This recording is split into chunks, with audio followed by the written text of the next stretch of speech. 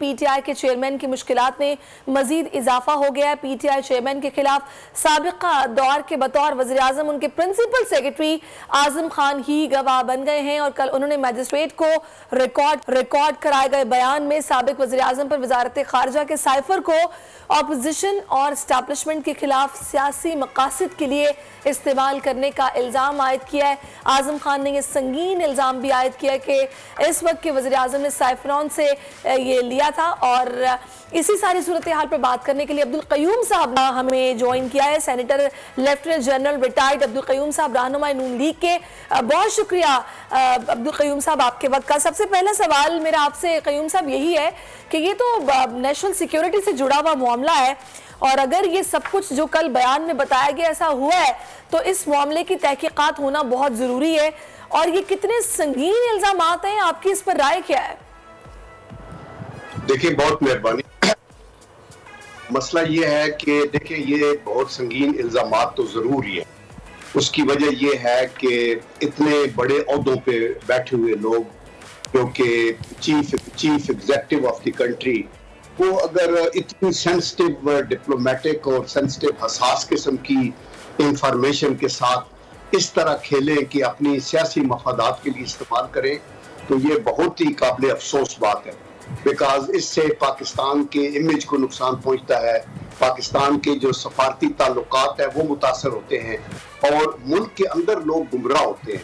आप ये देखें कि ये साइफर का पेपर जो है ये बड़ा टॉप सीक्रेट होती है और बड़ी फ्रैंक हमारे एम्बेसडर्स हर रोज हर दुनिया के हर कोने से वो लिख के भेजते रहते हैं और ये it is not to be quoted. और ये जैसे साइफर का लफ्ज है कि ये बिल्कुल एब्सोल्युटली कोई दूसरा बंदा इसका साइफर का कोड भी नहीं जानता, ना समझ सकता है। तो ऐसी चीज को आप जलसों में अगर लाएंगे और फिर आपके प्रिंसिपल स्टाफ ऑफिसर ये कहेंगे कि हम इसके साथ जो है हम पॉलिटिकल मकासद के लिए था और खुद एक जो वीडियो लीक हुई थी उसमें वैसे कल से सारे मैटर पे डिस्कशन हो रहा है। कुछ लोग ये भी कह रहे हैं कि अगर एकदम से आजम खान साहब सामने आते हैं और आके कह देते हैं कि जी नहीं जी मुझे तो प्रेशर में मैंने ये बयान दिया है, ऐसा कुछ नहीं है, या वो अपना बयान बदल लेते हैं तो क्या होगा? दूसरा मुझे ये भी बताइएगा कि इस मामले पर वैसे आपका अपना ख्याल क्या है? क्या ये बिल्कुल बेसलेस था या फिर एग्जिस्ट करता है साइफर लेकिन उसको लो किया गया? क्या आपको लगता है इसकी हकीकत है क्या? वैसे देखिए, फॉर श्योर साइफर तो आता है। मैंने कहा कि हर कंट्री से हर एम्बेसडर लिख के भेजता है और बड़ी frank, because that is not to be quoted outside. तो वो तो साइफर तो होगा, लेकिन साइफर के कंटेंट को आगे out of the proportion grow करके अपने पॉलिटिकल बेनिफिट्स हासिल करने की कोशिश की गई, तो दैट इज बैड। और दूसरा, आप कहते हैं कि आजम खान आएंगे तो कहेंगे अंडर प्रेशर। ऑब्वियसली ये चीजें जो है ना, बहुत सी हकायक तो ऑलरेडी नोन है, ये तो अभी सारी डॉट्स को मिलाई जा रहा है और देखा जा रहा है। एंड आई एम श्योर कि इतनी सीनियरिटी का एक बंदा, एक ब्यूरोक्रेट जो मंजा हुआ है, वो ऐसे आके ऐसे अप्रूवर बनने के लिए कोई गलत इंफॉर्मेशन बिल्कुल नहीं देगा।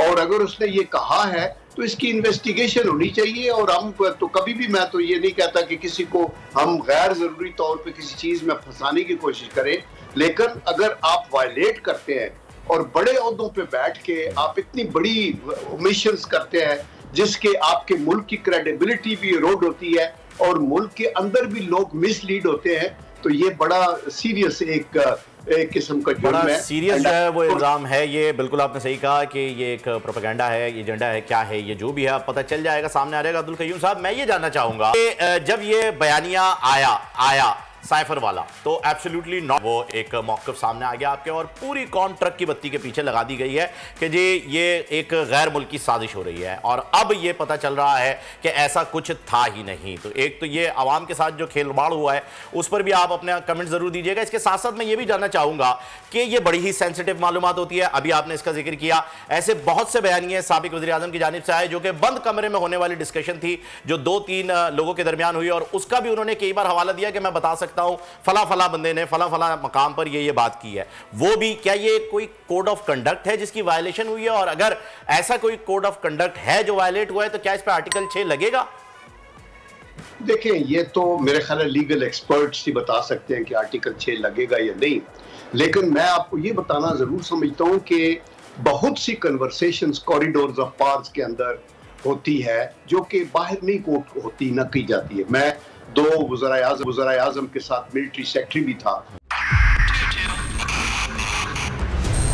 मोबाइल लोन एप्लीकेशन से कर्ज लेना आवाम के लिए अजाब बन गया। सूद की ज्यादती और धमकियां, शहरी ने अपनी जान ले ली। बोल ने दिया अपने आवाम का साथ, उठाई इस स्कैम के खिलाफ आवाज। जो है लोन देने के हवाले से फ्रॉड बन रही हैं और लोगों की जिंदगियों से और इनकी इज्जतों से भी खेल रही हैं। तो मैं ये समझता हूँ यहाँ पे 2-3 बड़ी अहम चीज है। ये है कि ऐसी एप्स जो कि एक्सेस प्रोवाइड कर देती हैं टू दी कॉन्टेक्ट्स और उसके अलावा टू द गैलरी। बोल की खबर पर इदारों ने भी कस ली कमर, लिया एक्शन। बोल की काविशें बराबर साबित हो गई। ऑनलाइन कर्ज माफिया के गिर्द घेरा तंग हो गया है, क्योंकि बोल है पाकिस्तान का नंबर 1 न्यूज चैनल। सब्सक्राइब करें और बेल दबाएं ताकि कोई खबर रह न जाए।